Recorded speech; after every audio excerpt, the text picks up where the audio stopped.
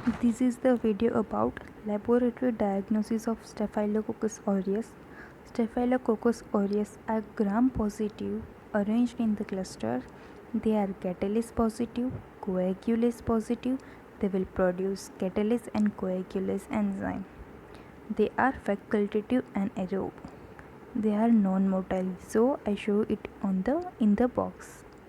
Now this is described and 7 steps. There is no steps, but for our sake of convenience, first is specimen collection, second is gram staining, specifically direct smear microscopy, third culture, fourth culture smear microscopy, fifth is biochemical test for identification, means biochemical identification, sixth is typing for Staphylococcus aureus, and the seventh is antimicrobial susceptibility test. Now in this video we will talk about in detail about all this. First, the specimen collection. In this we have to take the specimen according to the type of infection. If there is any suppurative lesion, it means if there is any pus formation or discharge of pus, then we have to take the pus or the wound swab. If there is any respiratory infection, we will take the sputum. If there is any UTI, then we will take the midstream urine. If there is any FeO, fever with unknown origin, or bacteremia, we will take blood. If there is food poisoning, then we will take the feces, vomitus, food. If there is carrier of Staphylococcus aureus, then we will take the nasal and perianal swab. Now move to the second, which is the direct smear microscopy, in which there will be gram staining. If we do this to the pus cells, we will show the gram positive cocci present in the cluster, which are the S. aureus. So never forget that Staphylococcus aureus is the gram positive cocci present in the culture. But however, this direct smear microscopy has no value. Why? Because Staphylococcus aureus is also present as normal flora in some samples. Which samples? The samples are like sputum or feces. Now let's talk about the third, the culture, which is so important, and I have classified it into 5 ways, not sorry 6 ways, and 5 is in this page, and the sixth one will be another page. First is nutrient agar, second is nutrient slope, third is blood agar, fourth is McConkey agar, and fifth will be the liquid medium, example Peptone water. Before culture, for culture, we have to inoculate them overnight 37 degrees Celsius and aerobically. After inoculating them, in nutrient agar, Staphylococcus will show the golden yellow pigmentation colony, and in nutrient slope it will also show golden yellow pigmentation.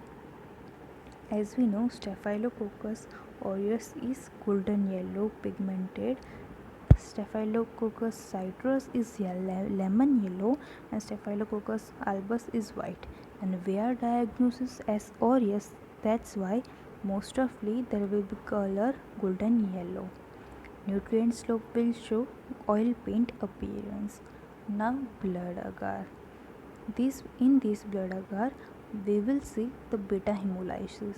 What is beta hemolysis? Beta hemolysis is also known as complete hemolysis, in which the whole RBC membrane is destroyed. Now McConkey agar. McConkey agar is low selective and high differentiated media. It differentiates lactose fermenter and non-lactose fermenter. With Staphylococcus aureus, it gives pink colonies. It means the Staphylococcus Staphylococcus aureus ferments lactose.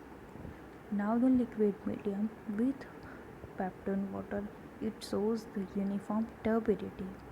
Now let's move to the sixth one, which is the selective media. Selective media, it means which promote the growth of pathogen and inhibit the growth of commensal. In S. aureus, we add salt into the media so other bacteria will not grow, but the Staphylococcus aureus will grow. The three media are mannitol salt agar, salt milk agar, and Ludlam's medium. In mannitol salt agar,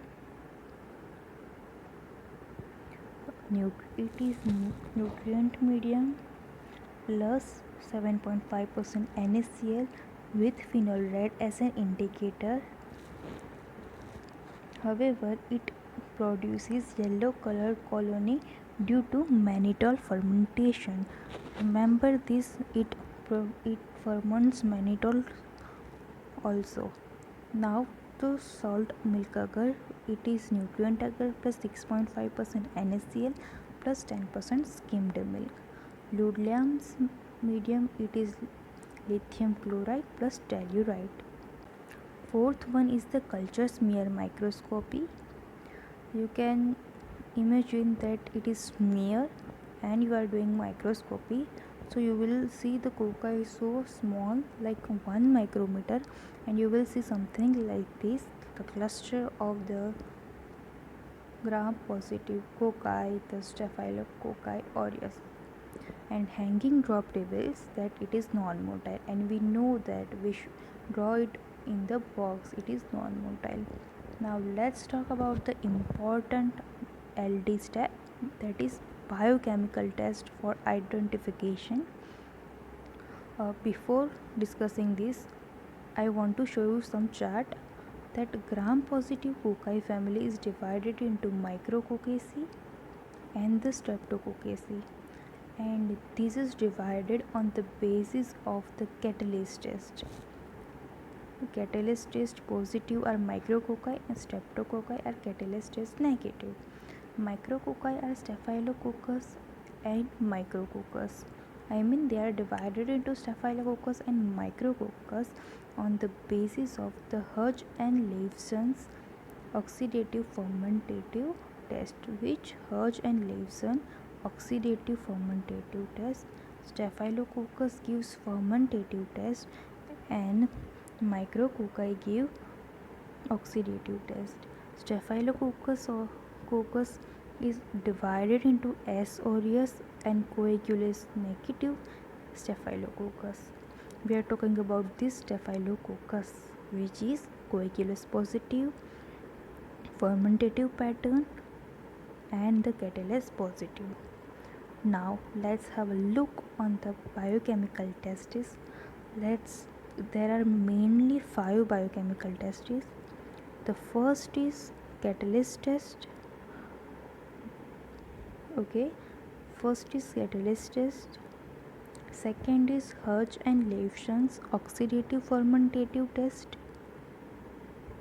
Oxidative and fermentative test.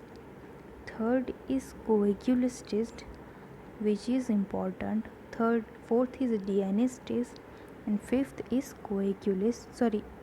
phosphatase test. Staphylococcus aureus are catalase positive. We discussed it. It will show fermentative pattern in Hodge and Leibson oxidative test. Now the coagulase test is positive S. aureus, and it is also divided in tube coagulase test and a slide coagulase test. This difference between these two are important. In tube coagulase test, we see for the coagulase secreted by the S. aureus, and in slide coagulase we will see clumping factor. In tube coagulase test, we will mix the X. aureus and the 1 ml of plasma and will incubate it in the water bath for 4 hours at 37 degrees Celsius, and if there will be the clot formation, then the tube coagulase test is positive, and if there is no clot formation, it means it is negative.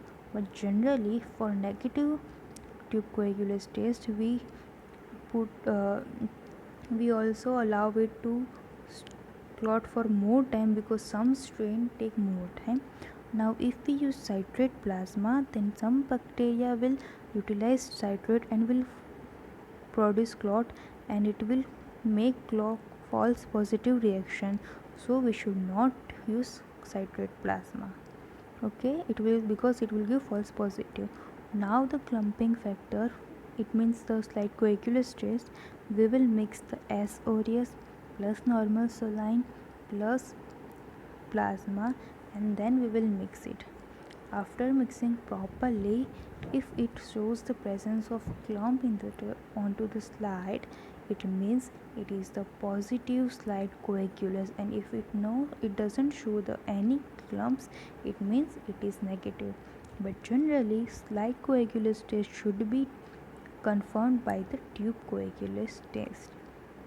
And one more point, that more than 15% of Staphylococcus aureus gives false negative test. Why? Because they are resistant.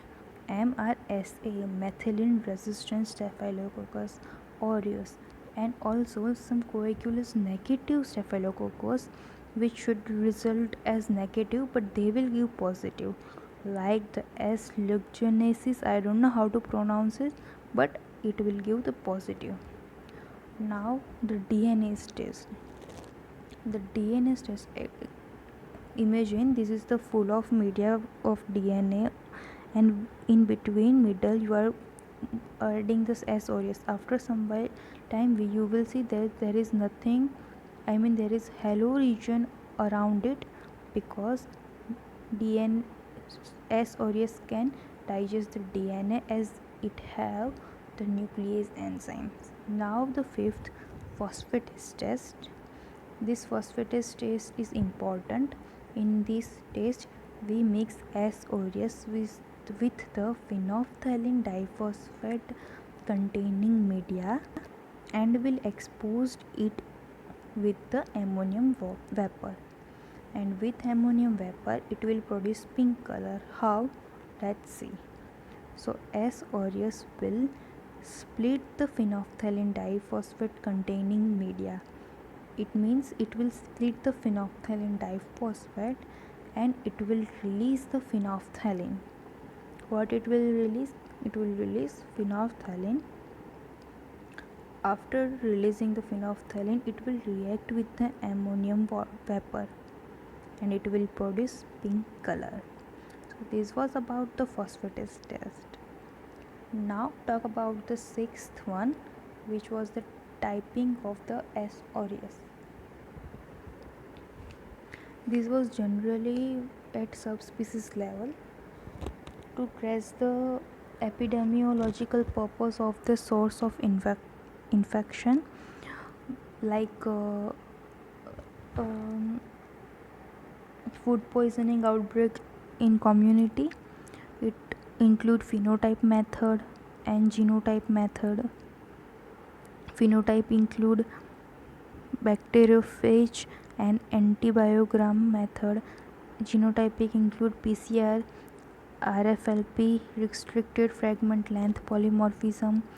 Phage 80 and 81 bacteriophage are most common in hospital outbreak. Now the seventh, anti-susceptibility test. We done this anti-susceptibility test as some S aureus develop resistance to antibody, and for identify them we use this. They have resistance like beta lactamase, bordetellinoxycillin or clindamycin, and we'll check them on the Muller-Hinton agar. Treatment is most important, and if the S aureus strain is sensitive to penicillin, then we will give penicillin G. If the S aureus strain is methicillin sensitive Staphylococcus aureus, then we will give anti-staphylococcal penicillin, and if it is MRSA resistant, then we will give vancomycin.